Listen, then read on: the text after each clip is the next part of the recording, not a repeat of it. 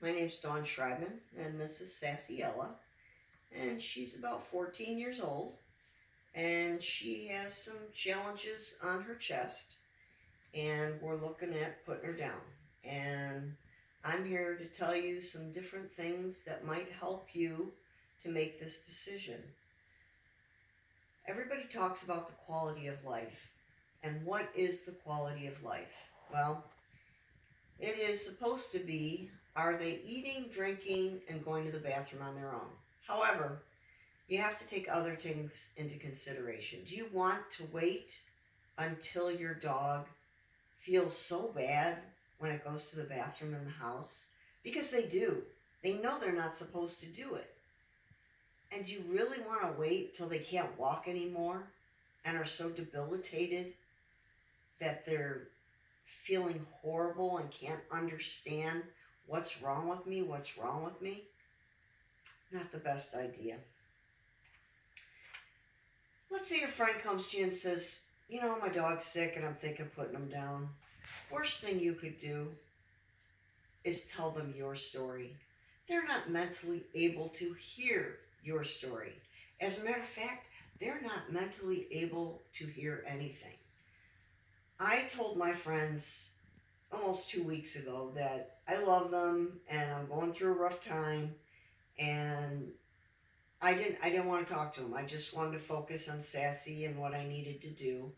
And most of my friends were pretty good. A few of them slipped and sent me stuff, and I'm like, I don't really want to hear about shootings and killings, and I got enough stuff going on, so just don't do that. Some of the things that you could do for the dog prior to taking him to be put to sleep is take him for a ride in the car, open the window, borrow a wagon, get a stroller, and take them for a walk around. Even though they can't walk, they still want and need fresh air.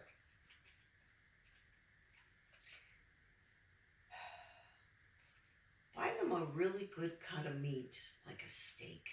Get it ground up and give it to them. It'll be a special, last meal for them. I can tell you one thing, don't give them fast food, because fast food is so high in sodium. I thought when she was well, it was okay. But I used to go with her to McDonald's after we'd walk around the mall and go to McDonald's, I just said that, sorry, and get her a vanilla ice cream and a cheeseburger. And I figured, this time I went last week, I'll get her In-N-Out burger because that's a higher quality one. 800 milligrams of sodium. The poor thing drank so much water and had to go to the bathroom so many times. It was debilitating. Don't do it. That's not. Get them a fresh piece of meat. Get it ground.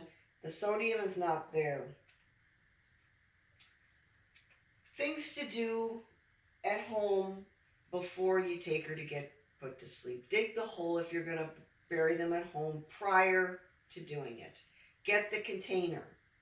They will defecate on themselves sometimes. It's just like a human. They lose all control of their faculties. So be prepared for that. If you're going to the vet, they will clean them up. It's not a problem. Don't go directly to the vet on the day of letting your dog go. Go to a park, walk around the block, do something. And don't ever take the collar off prior. The collar usually is always on if you're a good dog pet owner because you have tags. Even if they have a chip, you should always have tags. And this is part of who they are. So don't take that off. It makes them weird. Bring them to your friends, take them to the park, and let children pet them because children don't understand. And don't tell complete strangers what is wrong with your dog and why you're doing it and why they walk slow. People don't really care. And that's not even why either, because the more times you talk about it, the more it's going to upset yourself. And if you are a friend and this is going on, don't ask your friends how they are. They're not good. They'll get over it and things will be better. But it's a hard decision to let something go that isn't dying naturally. I did watch some videos on dogs dying naturally, And I'm not going to give you the graphic details, and I highly suggest you not watch them. But it is absolutely horrific and almost abusive, in my opinion, of what people do to let their dog die naturally. If you don't have money, the Humane Society and the pound, you could surrender your dog and they will let it go for free.